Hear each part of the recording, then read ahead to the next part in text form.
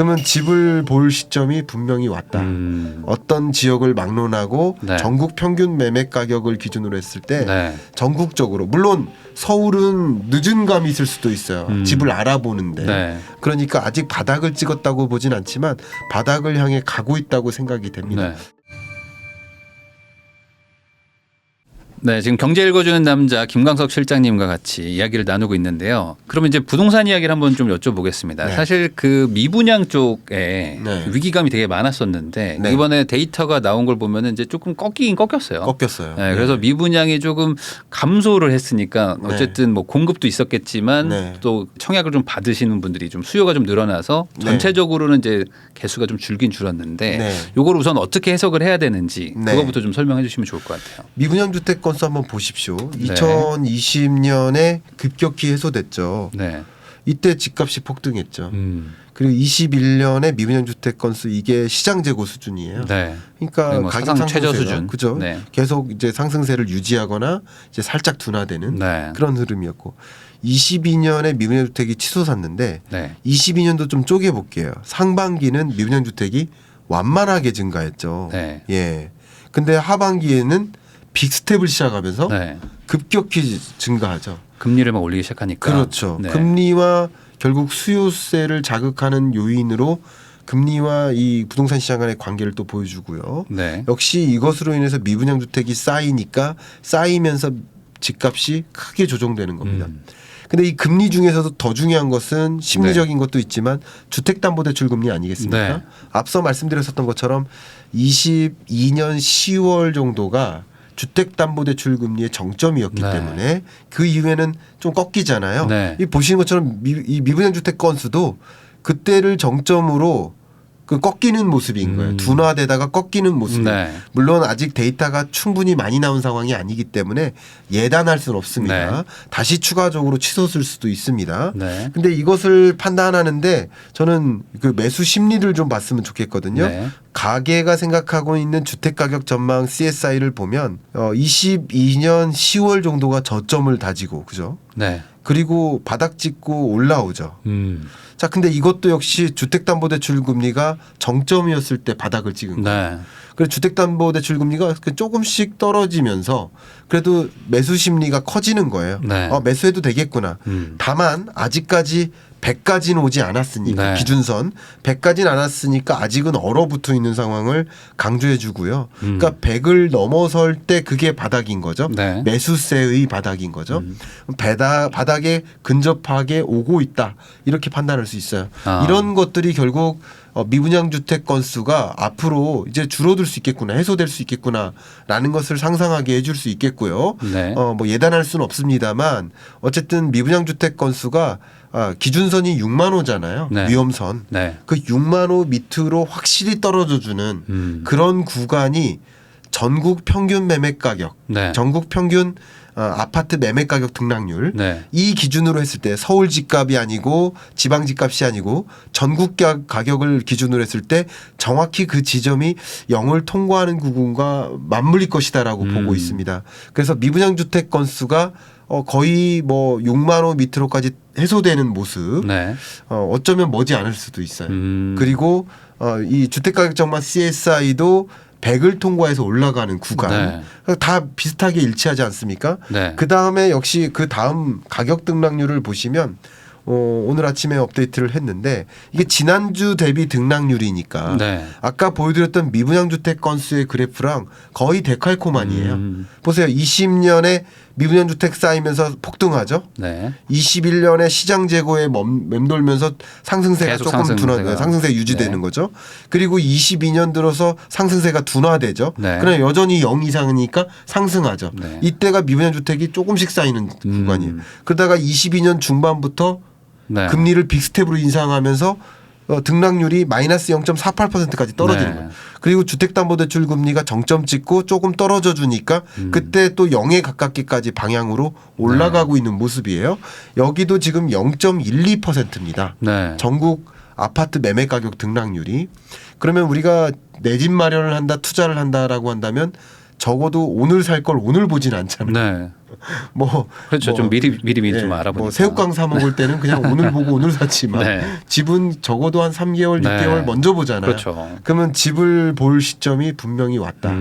어떤 지역을 막론하고 네. 전국 평균 매매 가격을 기준으로 했을 때 네. 전국적으로 물론 서울은 늦은 감이 있을 수도 있어요. 집을 알아보는데 네. 아직 바닥을 찍진 않았다고 생각합니다. 네. 특정 지역은 바닥을 찍고 반등하는 모습을 보이지만 네. 그게 서울 전체의 집값을 보여주는 건 아니죠. 그러니까 아직 바닥을 찍었다고 보진 않지만 바닥을 향해 가고 있다고 생각이 됩니다. 네. 그렇게 생각해 본다면 저는 제 생각에는 여러분들이 지금 내 집 마련이라고 생각해 본다면 적극적으로 내 집을 알아볼 시점이 왔다라고 생각합니다. 그럼 방금 말씀하신 거를 조금 추가적으로 좀 여쭤보면은 네. 뭐 지역별로는 다르지만 어느 네. 정도 지금 바닥에 좀 다다랐고 네. 뭐 반등이 좀 네. 왔다라고 볼 수도 있는데 예. 근데 이게 또 일시적이다. 네. 아니다. 이게 좀 추가적으로 더 추가 하락이 좀 올 수도 있다. 아직 네. 뭐 경기가 좋은 것도 아니고 네. 하반기는 뭐 더 안 좋을 수도 있으니까 네. 이런 상황을 뭐 좀 약간 설왕설래가 있는데 네. 뭐 개인적으로는 좀 어떻게 보십니까? 지금이면 거의 뭐 바닥급이라고 봐야 되는지 아니면 뭐 추가 하락의 여지가 또 있을 수 있는지. 네, 여기가 지금 바닥이면 네. 그죠? 네. 집값이 바닥 밑으로 떨어졌다가 네. 그죠? 아직 바닥이 아닌 거죠. 그러면 저 지점이 여기를 통과하는 지점이 바닥인 거죠. 네. 쉽게 말하면 이 그래프로 설명드린다면 매매 가격 등락률이 아직도 마이너스 안에서 회복하고 있으니까 네. 이게 바닥이라고 볼 수는 없는 거죠.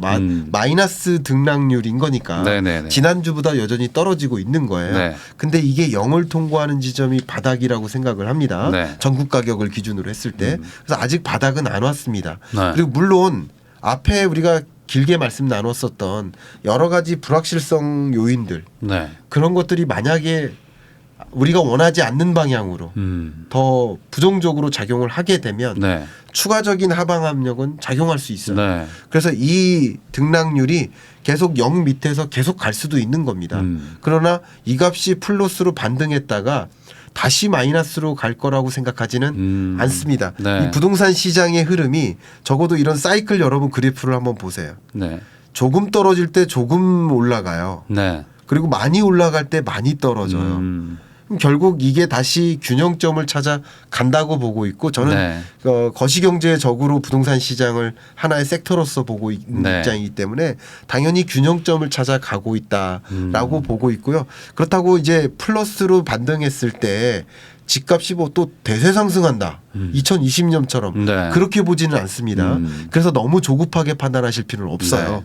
그러나 어쨌든 0을 통과해서 가게 되면 그 지점을 향해서 또 0 위에서 바닥 위에서 계속 상승하는 기조로 남을 것이다라고 보고 있습니다. 아무래도 부동산이라는 것 자체가 좀 느릿느릿하게 움직이다 보니까 이제 방향성이라는 게 좀 정해지면 또 이렇게 관성처럼 좀 가는 게 있으니까 굉장히 네, 중요합니다. 지금 이제 어쨌든 지금 예. 그 하락세를 좀 만회하면서 네. 보합으로 가고 있는 방향성이 있다는 거를 감안하고 이제 판단을 해야 된다. 네, 여러분이 이 그래프를 보셔도 네. 그냥 방향성을 가늠하실 수 있지 않나요?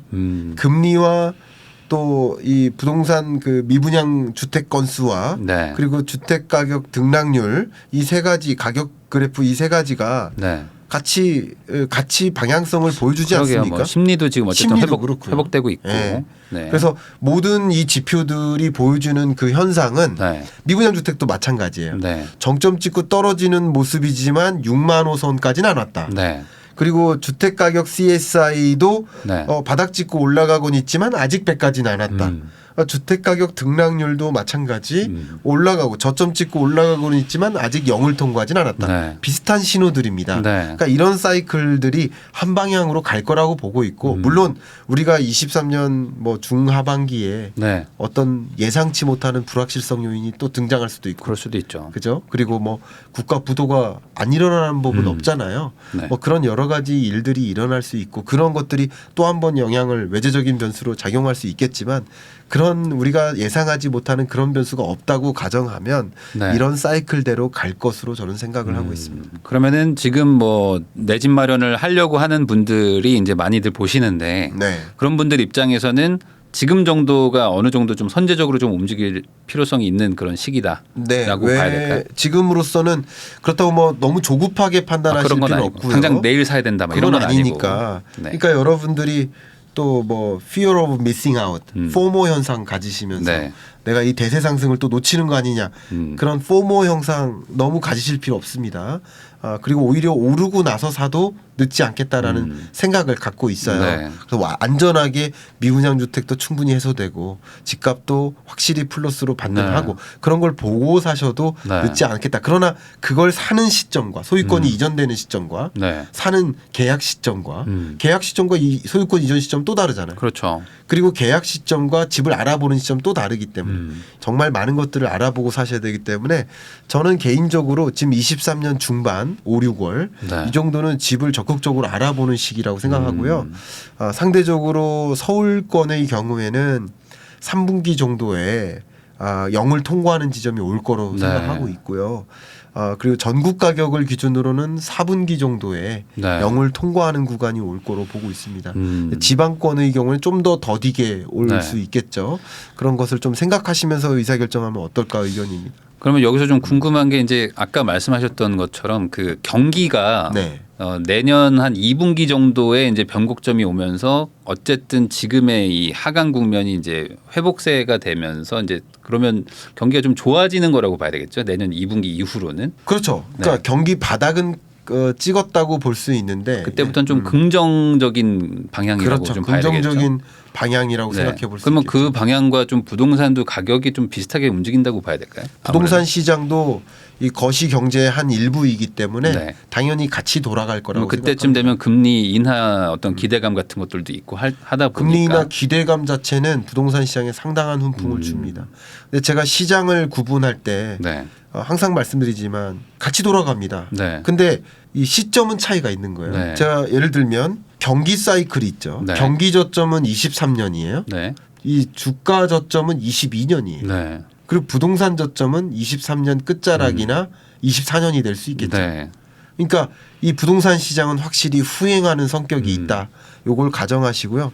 경기가 확실히 회복되는 국면이라고 한다면 경기라는 훈풍, 경기가 좋아진다는 얘기는 소득이 늘어난다는 얘기잖아요. 고용이 안정적이라는 거잖아요. 네. 고용이 안정적인 여러분 의외로 첫 월급을 탈 때 차를 뽑을까요? 예, 우리가 채용됐을 때 차 뽑을까요? 뭐 저는 안 삽니다. 근데 보통은 여러분들 우리 삼성물산도 있고 그 건물에 신규 채용 일어났을 때 신입사원 대거 출근할 때 네. 거기에 그 자동차 판매 그렇죠. 그 보통은 쓰잖아요. 이제 딱 이제 신입 딱 될 때. 그러니까 네, 기분 좋을 이게 때. 의외로 소득이 발생할 때 내 음. 차를 사는 게 아니라 소득이 안정적으로 유지될 거라는 믿음이 있을 때 사요. 그럴 때. 그렇죠. 네. 고용이 됐을 때, 채용됐을 때 네. 정장 뽑고 차 뽑고. 네. 그러니까 그런 것처럼 선소비. 이런 네. 거예요. 이런 것들이 뭐냐면 경기에 훈풍이 있다라고 생각하면 할수록 앞으로 나 안정적인 일자리를 찾을 수 있겠네. 네. 찾았네. 네. 소득이 당장 발생하지 않아도 그런 일들 그게 말 그대로 경기 저점을 찍고 반등할 때 네. 일들이 일어나는 것 그게 우리가 일상에서 볼 수 있는 경기의 회복 신호들이잖아요. 네. 그런 것들은 결과적으로 집을 사도 되겠네 하는 생각도 가질 수 있고 네. 금리는 추가적으로 인상 없겠네. 네. 시중금리는 떨어지겠네. 뭐 이런 것들 또 한 가지 더 덧댄다면 역시 정치적 이벤트가 있으니까 네. 예. 정치적 이벤트를 앞에 두고는 뭐 죄송한 표현이지만 집을 갖고 있는 자가 자가 점유자가 임차 점유자보다 많기 때문에 네. 정치인들은 표심을 생각할 때 상대적으로 집값을 떨어뜨리는 걸 안 좋게 생각합니다. 네. 집값을 어느 정도는 올려주는 게 네. 표심을 가져올 수 있다. 더군다나 지금 이 국민의힘 네. 이 정권의 경우에는 1주택자 이상의 표심을 많이 받았기 때문에 네. 예, 그렇기 때문에 더더군다나 집값을 어느 정도 수호해주는 느낌. 네. 경착륙은 절대 아니고 네. 연착륙에서 어느 정도 플러스로 반등하거나 뭐 0에 가깝게까지 끌어올리는 그런 노력은 할 거라고 보고 네. 있습니다. 그러니까 뭔가 뭐 추가적인 어떤 이게 워낙 또 정책에 영향을 많이 받는 또 시장이다 보니까 그럼요. 그런 네. 것들의 어떤 뭐 추가 발표나 이런 것들도 있을 수도 있고. 그런 것도 있을 수 네, 있죠. 뭐 어떤 뭐 호재 같은 거 발표를 막 하게 되는 시즌이잖아요. 또 있을 수 이게 있죠. 예. 그런 것들 때문에 또 반영이 될 수도 있어서 네. 그럼 한 지금부터 이제 천천히 급하게 말고 천천히 좀 알아보는 시간을 가지는 거 정도는 네. 괜찮겠다. 제가 여러분들 오해하실까봐 그런데요. 네. 제가 전부터 23년까지는 내 집 마련하지 않는 게 좋겠다라는 의견을 많이 드려왔는데 제가 생각보다 그 시점 내 집 마련의 시점 더 빨리 올 수도 있다. 23년 하반기 중에 올 수도 있다라는 말씀을 드렸어요. 그때마다 제가 그 상황에 맞게 말씀을 드린다고 했는데 어쩌면 오늘이 그 지점인 것 같아요. 예, 어쩌면 그게 생각보다 빨리 아직도 바닥을 갱신하고 있어요. 네. 그러나 어쨌든 그게 바닥을 찍고 올라오는 지점이 23년 하반기 중에 오겠구나. 그러면 지금부터 좀 내 집 마련이라는 것을 관심 가져보면서 좀 의사결정하시면 어떨까 네. 그런 의견을 드립니다. 아무래도 이제 뭐 경제 읽어주는 남자이시다 보니까 이제 전망을 계속 하시는데 네. 이런 거는 당연히 이제 그때 나오는 데이터와 수치를 가지고 하는 그럼요. 거다 보니까 네. 이제 예측이 이제 항상 이제 조금씩 이제 방향이 계속 바뀔 수밖에 계속 없는 바뀌죠. 거잖아요. 네, 계속 근데 바뀌죠. 지금 데이터들이 나오는 것들을 보게 되면은 네. 이제 예측한 것보다 조금 더 데이터들이 좀 더 좀 잘 나오는 생각보다 것들도 있고 빨리 당겨지고 있습니다. 네, 그런 생각보다 것들도 빨리 있다. 당겨지고 있다. 네, 그런 것들도 이제 업데이트를 해드린 거니까 반영해서 판단하시면 될 것 같습니다. 여러분들이 어떻게 판단해야 될지 좀 그 불확실하고 이러실 때 조금 더 명확한 어떤 답을 좀 드리면 좋겠다 해서 제가 이제 모셨는데 그에 대한 답이 조금 되셨기를 바라고요. 잘 쉽게 설명도 해주시고 책도 또 잘 쓰시는 분이기도 하지만 또 이 개정판이 또 나왔습니다. 그래서 내가 잘 경제에 대해서 잘 모르겠다. 그러면 이 경제 읽어주는 남자의 15분 경제 특강 한번 읽어보시면 그 기초서 아주 쉬운 그 설명들이 들어 있으니까 요거 읽어보시면서 내가 좀 남들한테 좀 대화도 할 수 있는. 내가 대화할 때 나 잘 모르겠다 할 때 그냥 하하하 웃지 말고 나도 좀 한마디 할 수 있는 그런 그런 책이라고 보시면 될 것 같으니까 관심 있는 분들 한번 보시면 좋을 것 같습니다. 그러면 저희도 이렇게 인사드리면서 영상 마무리하도록 하겠습니다. 시청해 주셔서 감사드리고요. 오늘 다시 한번 나와주신 실장님도 고생 많으셨습니다. 감사합니다. 감사합니다. 네, 감사합니다.